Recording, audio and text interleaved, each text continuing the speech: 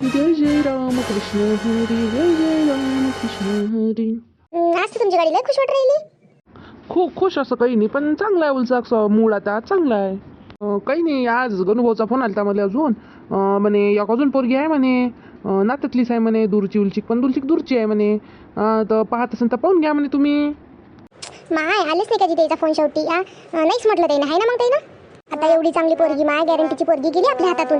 हिच्या आहे ना म्हटलं, मायवालं चांगलं झालेलं तिने पावतच नाही म्हटलं. जाऊ दे ना, आता काय तेच गोष्ट धरून बसतो तू. जाऊ दे, भेटा ना दुसरी पोरगी, ते नसेल त्याच्या नशिबात. आता दुसरी पोरगी पाहू ना आपण, आहेच ना, पोरीच पोरी आहे. पण ते तर हातातली पोरगी गेली ना आपल्या. त्याच्या एवढ्या जवळची होती, वैकी पायकीतली होती, स्वभाव माहित होता त्या पताईले. आता हे दूरची आहे म्हणते, कशी आहे कशी नाही, त्याने पाहिली का नाही पाहिली. हे पाय, तुला सांगतो नशिबाच्या पल्ल्याड काही कोणाला जा नसते लागत. जे नशिबात असेल तेच होईल. सांग मग, जाऊ का पाहाले तर त्याईनं बोलावलं म्हणते का, येऊन जा बा 2 दिवसात. आता ते आपल्याला त्याईनं सांगितलं होतं चांगली आहे. आता हे यायला माहीत नाही, पण देव करून चांगली निघाली मग तर मग पाहिली काय हरकत आहे, मी म्हणतो. बरं, जाऊन पहा मग, काय माहिती हरकत नाही बा. मग जाऊन पहा, तुम्हाला बरं चांगलं वाटू राहिलं असेल तर जाऊन पहा तुम्ही. एकदम काही गेल्याबरोबर जुळत नसते म्हणा, पण जाऊन पहा मग, पाहून घ्या, एक पायनी करून टाका. तेच म्हणताय मी, तुले एक पायनी करून टाकतो. पटलं तर ठीक, नाही तर नाही मग. हा ठीक आहे ना, बरोबर आहे तुमचं.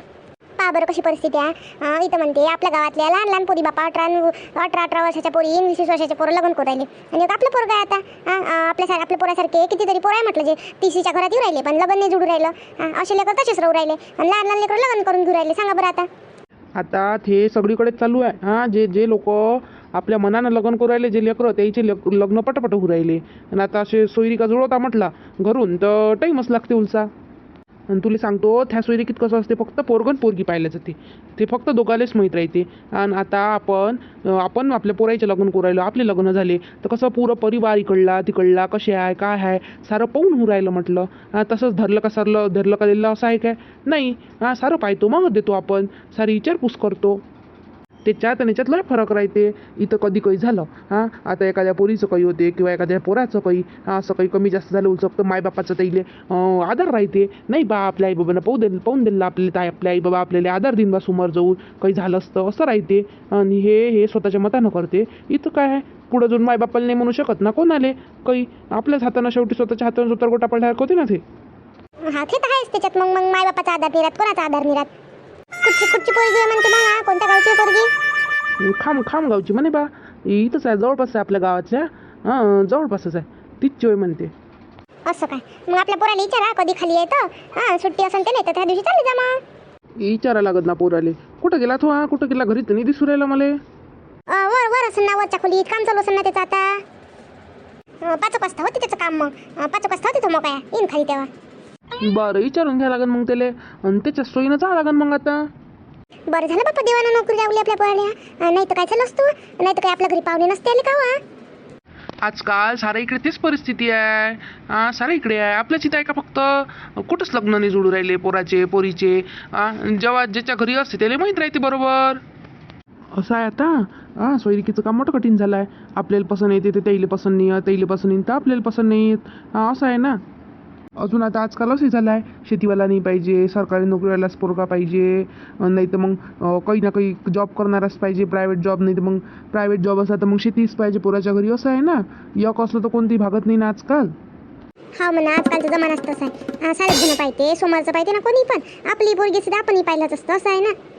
आजकाल कोणत्या गोष्टीचा भरोसा नाही राहिला, कधी काय होईन तर. जानू इकडे आहे ना बाई. तू तर बापा जशी तुला सुट्ट्याला काय त्यापासून तू कशाच घरात नाही दिसू राहिली मला तर. नुसतं खेळाची धुमराव राहिली, तुला बोलून नाही राहिली काही नाही. सगळेच मित्रमैत्रिणी आता आप्पा घरी, शाळेला सुट्ट्या लागल्या आम्हाला, तुम्हाला आम्ही दररोज खेळत असतो. आता झालं का मग ते खेळणं? गेले का सारे घरी? घरात आली तू? नाही आम्ही खेळूनच राहिलो, पण बाहेर कुल्फी आला ना, तर मग आम्ही सारे जण कुल्फी घेऊन राहिलो होतो, तर मग मी पैसे मागायला आले. असं वय, तुला कुल्फी पाहिजे ती म्हणून तू घरात आली. बरं चल मी तुला कुल्फी घेऊन देतो. आईली नको मागू, चल. चला. तू खाता का मालून कुल्फी? आणू का त्यासाठी? नाही बापा, मला नाही पाहिजे. माझ्या साऱ्या दाताच्या कळा लागते, थंड आहे ना, मी नाही खाते. मार कसं थंड लागते ना. चल बाई, ती आजी काही खात नाही म्हणते कुल्फी आता. चल तुलाच घेऊन देतो मग. बापा आप्पाचं नातीचं तर भलं पटते तसं. भलीच लाडाची नात आहे आप्पाच्या, जे म्हटलं ते देते घेऊन. का बाई, मला आता तर आपल्या जानूचा आवाज आला, घरात आलती ना. कुठं गेली? सुट्ट्या लागल्या त्यापासून तर नाही खेळत राहते, घरातच नाही राहत जशी. घरात काय तिला तिला कुल्फी पाहिजे होती म्हणून आली तिथे घरात. कुल्फीवाला आला म्हणे आम्ही सारेजण कुल्फी खाऊ राहिलो आप्पा, तर पैसे पाहिजे म्हणे म्हणून आली ती घरात. मग काय मग आप्पाच्याच ना लढायचीच ना आता, तर मग गेले आप्पांना तिला घेऊन कुल्फी द्यायला. कायले दिली तिला कुल्फी घेऊन. सकाळी तर तिने एक कुल्फी खाली बाबांना आणली तिच्यासाठी. बाबाची मागं लागली होती तर मला कुल्फी पाहिजे करून. नीरा दात बेकर करून गिंदी कुल्फ्या खाऊ खाऊ.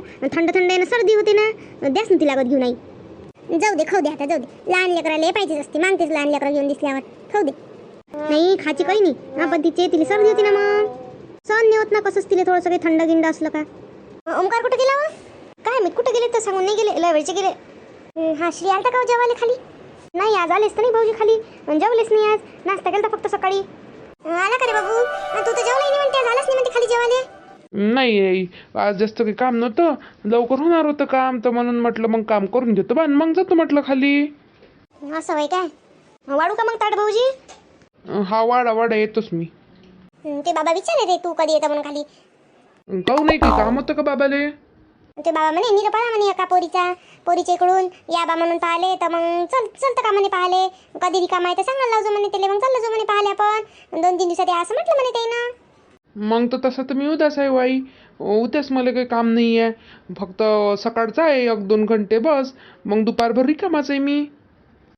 चला तसं तर उद्या होऊन जाते. मग विचारून घेजो त्या बाबाला काय म्हणते तर बोलून घेजो उलसा होत असं उद्या तू येतं चालले जा मग. बरं येऊ दे बाबाले, मग बोलून घेतो मी बाबासोबत.